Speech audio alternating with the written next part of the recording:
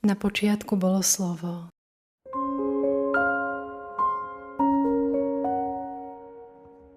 V ňom bol život.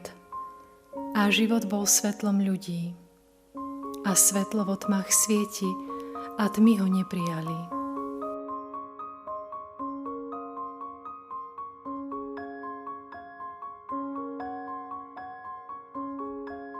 Pravé svetlo, ktoré osvecuje každého človeka, prišlo na svet.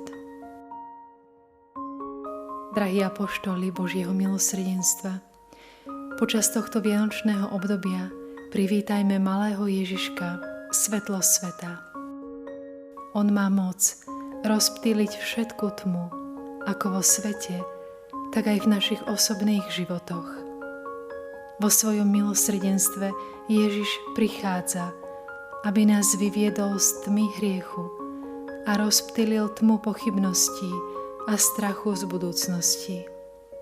Prichádza, aby zapálil naše srdcia svojou láskou, aby sme sa mohli stať jeho svetlom a niesť Božie milosrdenstvo všade tam, kde chýba nádej, radosť a pokoj.